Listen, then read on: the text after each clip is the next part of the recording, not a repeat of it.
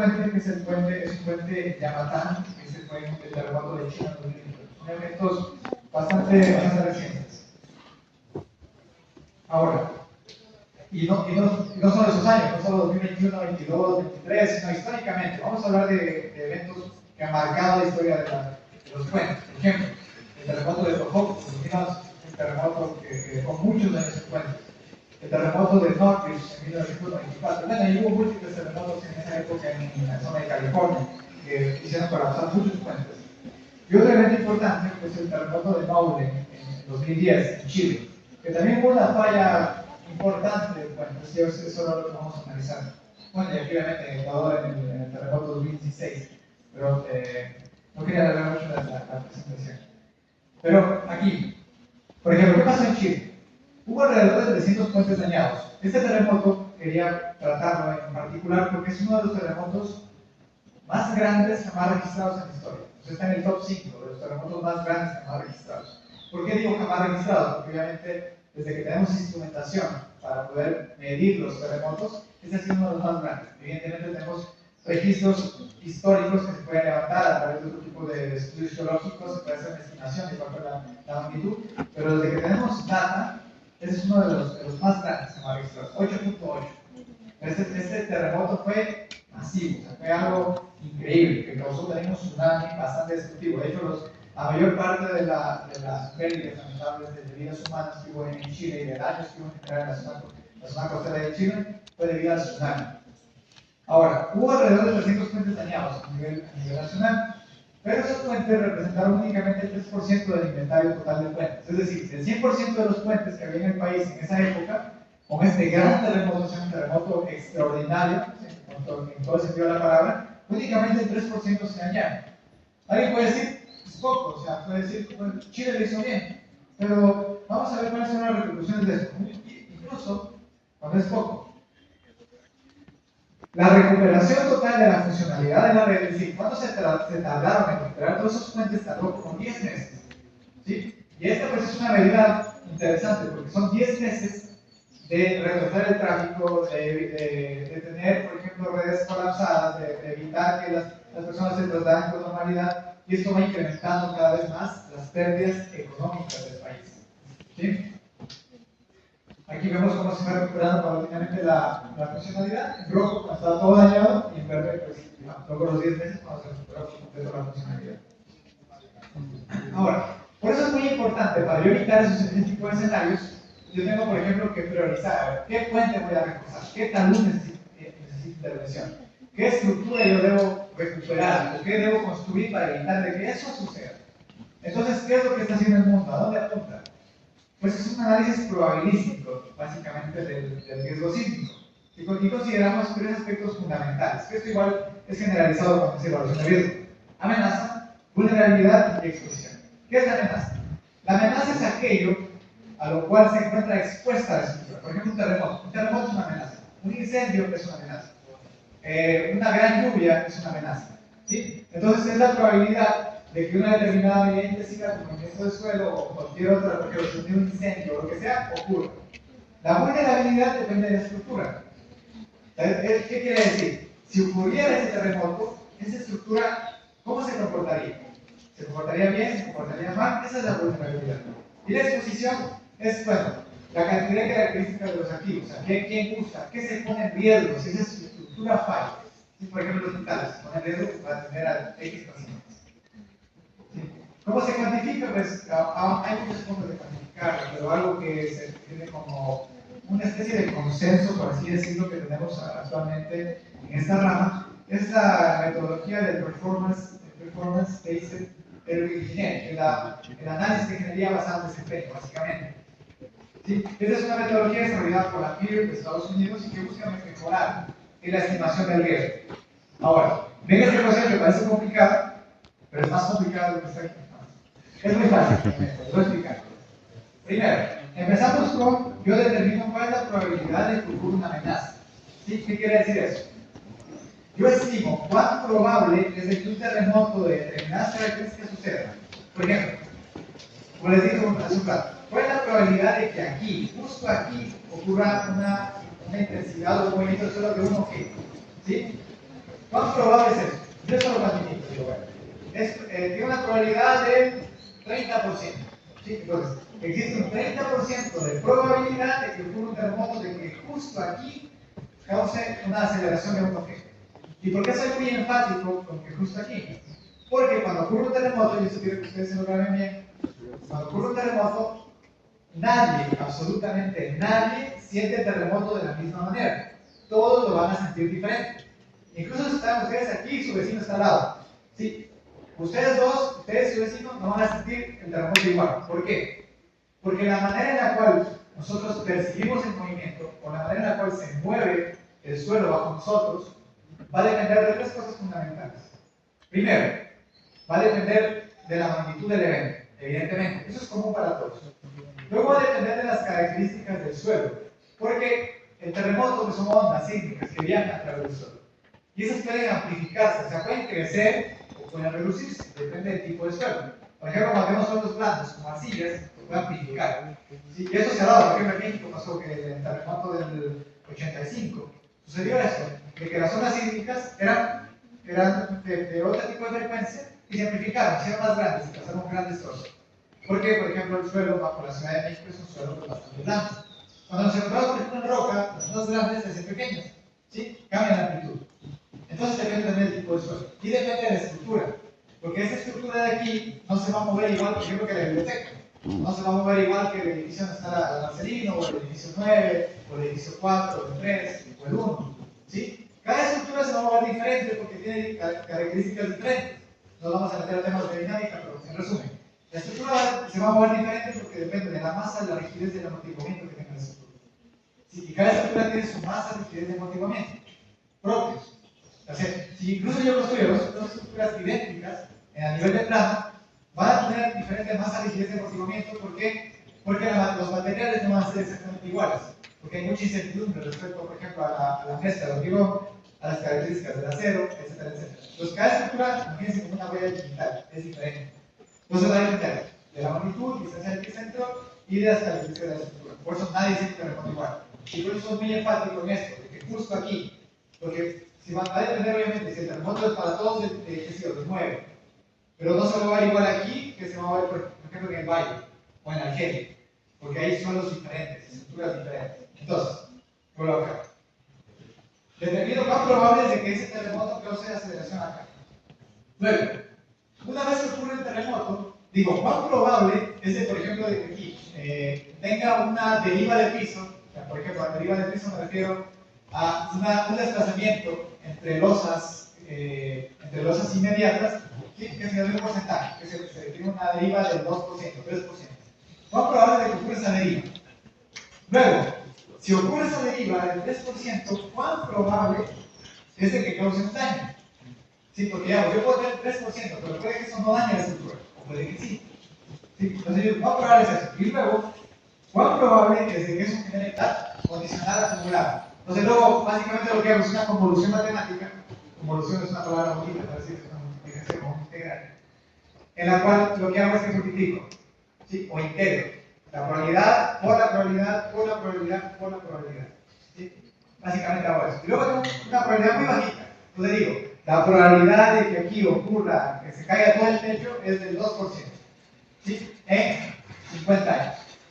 Y a partir de eso yo puedo tomar decisiones. Digo, a ver, si tengo la probabilidad de 2% en 50 años, debo invertir para que en esos 50 años pueda tener un ahorro, entre comillas, para poder recuperar eso.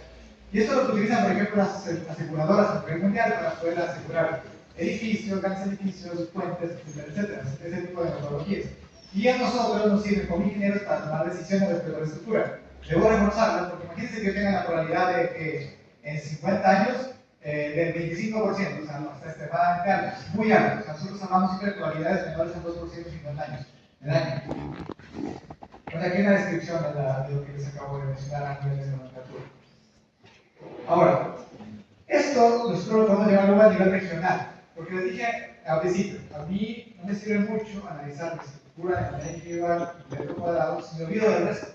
¿Sí? Y esto pasa mucho con los puentes, porque por ejemplo yo digo, bueno, mi puente está perfecto, le puse muchos sistemas de protección sísmica, los mejores materiales del mundo, pero se encuentra en una red que tiene un puente antes y un puente después.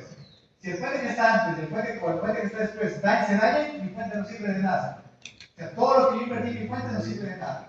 Y por eso debo pensar de manera holística, de manera regional. Ahora, ¿por qué es lo que es el nivel regional? Voy a poner un ejemplo. Primero, determino cuán probable es que ocurra un terremoto. ¿Sí? O sea, digo, me imagino, o me planteo, por así decirlo. ¿Qué pasaría si, yo digo eso, qué pasaría si un terremoto de magnitud 8 ocurre en este lugar? ¿Qué sé yo? ¿Qué pasa si un terremoto de magnitud 8 ocurre aquí? ¿Sí? Y obviamente, yo también no voy a plantear magnitud 8, por ejemplo, aquí no, porque es imposible que vaya a ser magnitud 8 cerca del ojo. Tengo obviamente que basarme en los datos reales, históricos, en la geología, litología local, para establecer cuán probable es que ocurra eso.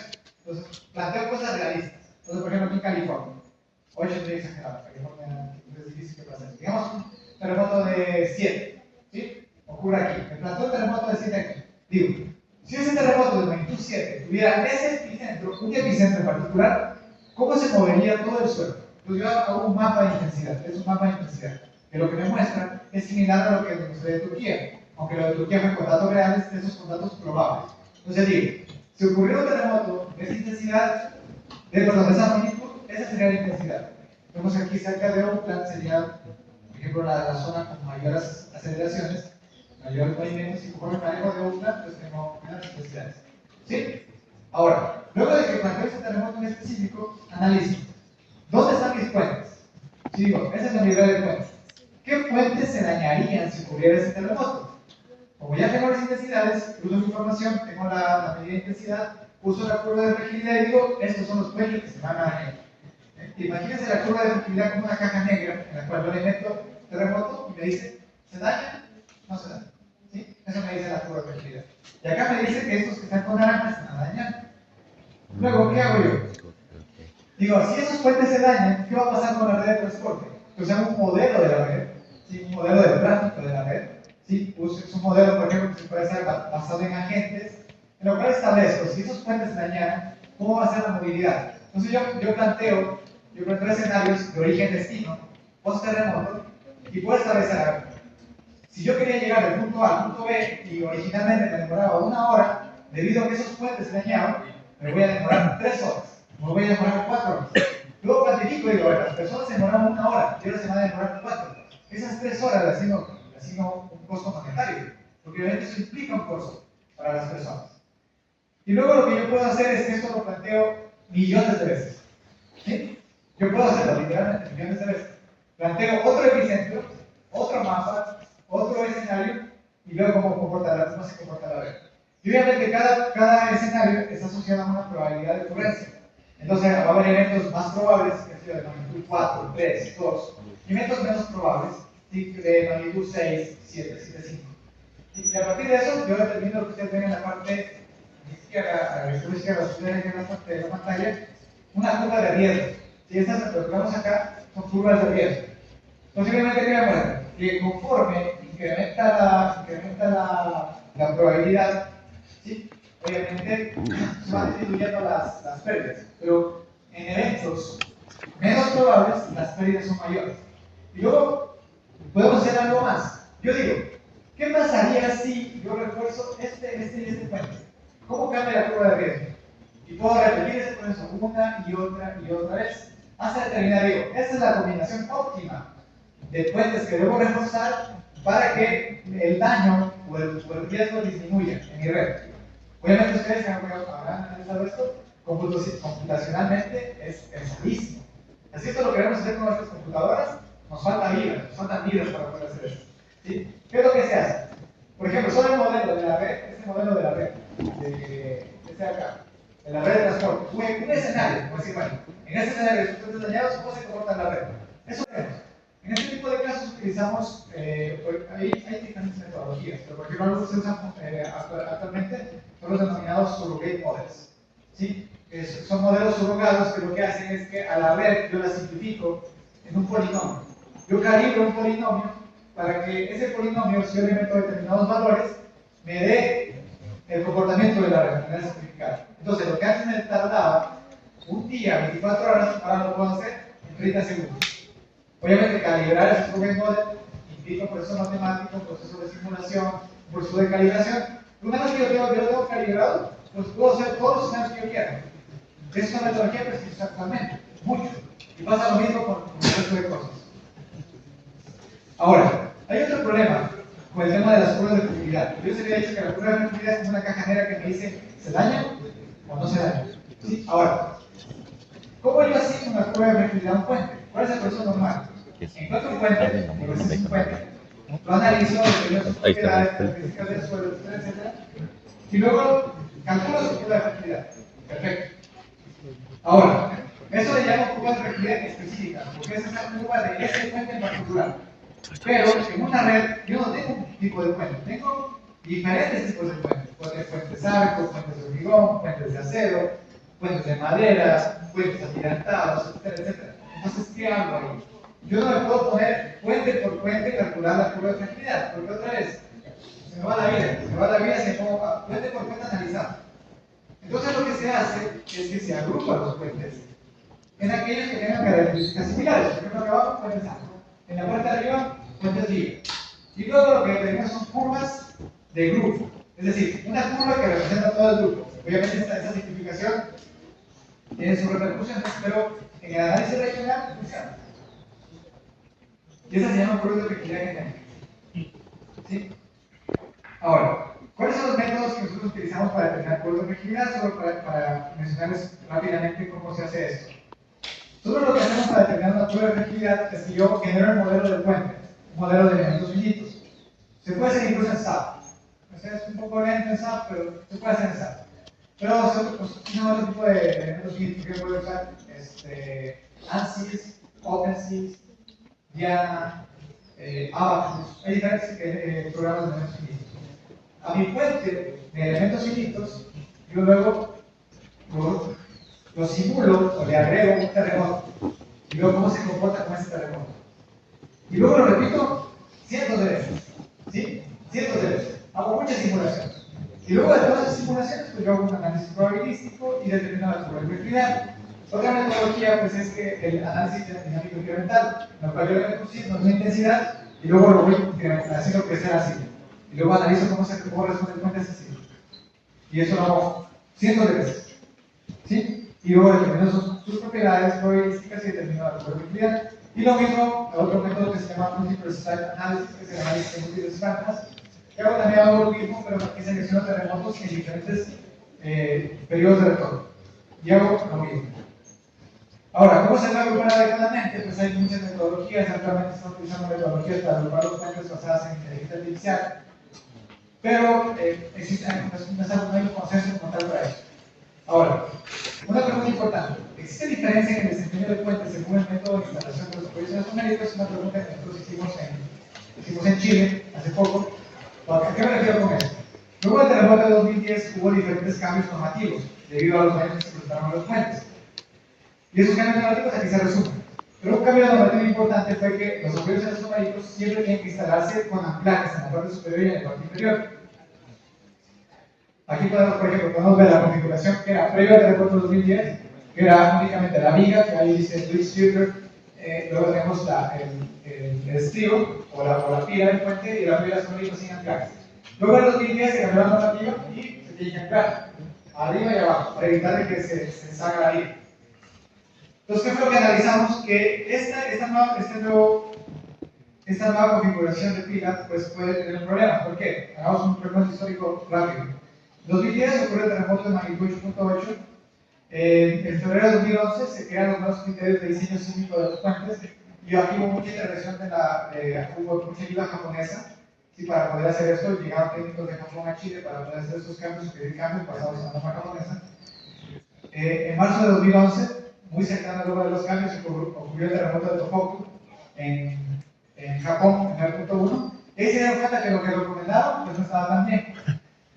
Pero ya quedó en la norma chilena. Entonces luego el terremoto de Kumamoto en 2017, si dijeron, no, quizás solo fue ese terremoto, no, también volvió a pasar acá. Volvieron a fallar muchos puentes que tenían doble anclaje. Entonces por eso, aquí está una de las veces que se presentaron. Debido al anclaje, lo que pasa es que luego, al estar anclado el apoyo, si tengo movimientos del tablero del puente, que es una gran masa, eso va a arrastrar las pilas y puede generarse daños de corte en las pilas, que es mucho más grave que tener un daño de viga. Entonces, pues bueno, hubo investigaciones que determinaron que esto es debido a los anclajes.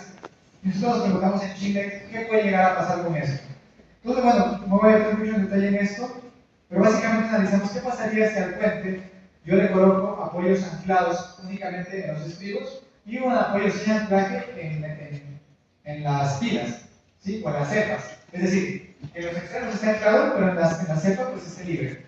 Y bueno, hicimos luego determinamos diferentes configuraciones, determinamos pruebas de efectividad a través de modelos numéricos que utilizamos aquí OpenSys para esto. Y no quiero meter mucho en detalle matemático esto, pero básicamente determinamos pruebas de efectividad y lo que concluimos es de que efectivamente, si nosotros colocamos elementos anclados en los estribos y liberamos en la cepa, tiene un mejor comportamiento. En comparación con un puente que tenga todos los apoyos elastoméricos anclados y mucho mejor que un puente que tenga todos los apoyos libres, que es como lamentablemente se tiene por otros.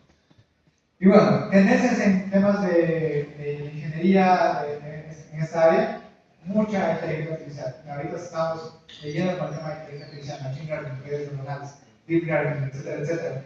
Así que yo les recomiendo a ustedes, como futuros ingenieros, las redes de transporte son esenciales para la movilidad, la emergencia y la logística por desastre. Es decir, para mí es muy importante para poder tener un sistema de emergencia adecuado, poder responder ante los heridos, fallecidos, etcétera, etcétera, la red de transporte.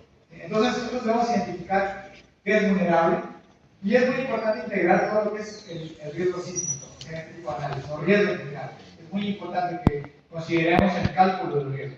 Y esto, como digo, no solo aplica a terremotos. Si ustedes aprenden esta metodología, es el análisis probabilístico de riesgo, lo pueden extrapolar a cualquier otra área. Y aquí en Ecuador, pues, todo en Sudamérica en general necesitamos mucho eso, porque nosotros acá estamos supeditados, estamos expuestos a múltiples amenazas. Aquí no, nada más. Hace poco, incendios, crecidas de ríos. Aquí, bueno, aquí la amenaza del terremoto no es tan grande, pero también puede ocurrir terremotos, deslizamientos de taludes, etcétera, etcétera. Son cosas que necesitan soluciones. Y ustedes van a ser los encargados de las soluciones. Así que es muy importante que lo tengamos en cuenta. Sí, entonces, básicamente, esta parte de los ojos y confiar. No. Lo que se hace es que se generan diferentes modelos. Y entonces, tú tienes unos modelos, por ejemplo, de calibración. ¿Sí? Y luego, esos modelos de calibración, luego tienes otros datos para hacer validación. Entonces, tienes unos datos de entrenamiento y unos datos de validación. Cuando tú reduces, por ejemplo, el error que puede haber entre la validación y la validación y el entrenamiento, puedes decir que es un modelo aceptado. Por ejemplo, si hablamos a nivel estadístico, un R cuadrado, por ejemplo, superior al 90%, estamos hablando que tienes una buena calibración de los modelos. Y obviamente para poder llegar a eso, las agrupaciones tienen que ser más específicas. Yo no puedo decir todos los puentes Viga van a ser iguales. Los puentes Viga de hormigón construidos desde el 80 al 90. Así. De esa manera puedo tener una mejor aproximación. El sismo de Chile 2010, los sismos de California, de Turquía, ¿cuál es una buena pregunta, porque los sismos son diferentes, depende del lugar. Y nosotros lo que debemos hacer ahí es una selección de registros, es decir, registros sísmicos que pueden llegar a suceder en la zona. Y por eso es muy importante tener datos. Porque yo no puedo utilizar la base de datos de Chile para seleccionar registros aquí. O sea, podrían usarlo, pero no va a ser tan adecuado. O de Estados Unidos, menos. Entonces yo lo que hago es que tengo que tener una base de datos de terremotos reales. Y a partir de esa base de datos, yo determino, estos son los terremotos que pueden afectar mi estructura. Y luego básicamente es como el análisis. O sea, en el análisis yo puedo hacer un análisis de historia y puedo ver dónde tengo, por ejemplo, picos de aceleración, picos de desplazamiento, picos de decir, bueno, eso está debido a que la estructura no es muy rígida. Tengo que utilizarlo, tengo que flexibilizar. Existen muchas metodologías, pero es muy interesante la pregunta. ¿Se usan elevadores sísmicos en puentes en Ecuador? Bueno, los elevadores sísmicos en general en puentes son muy pocos en el mundo. Si hay, o sea, hablando del 100% de puentes que hay en el mundo, son muy pocos los que hay aislamiento. En Ecuador yo creo que sí hay, si hay algunos. No tengo el caso, si me han escuchado, no tengo el caso específico, pero creo que sí. Lo que sí, muchos puentes con elevadores en México. En Chile hay un par, Y en Europa sí hay varios, bueno, son así, Italia, Grecia, Turquía, sí hay varios países ahí también.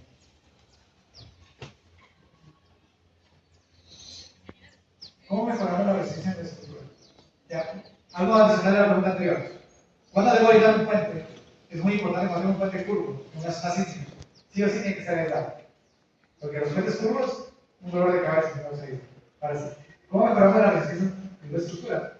Pues, por ejemplo, con sistemas de protección sísmica. O depende de la zona. Por ejemplo, acá, que tengo mucha lluvia y quiero evitar daños por lluvia, tengo que hacer medidas de mitigación de la estructura que eviten de que cuando exista un daño o un evento disruptivo, la estructura vaya a tener una pérdida de funcionalidad. De esa manera algo.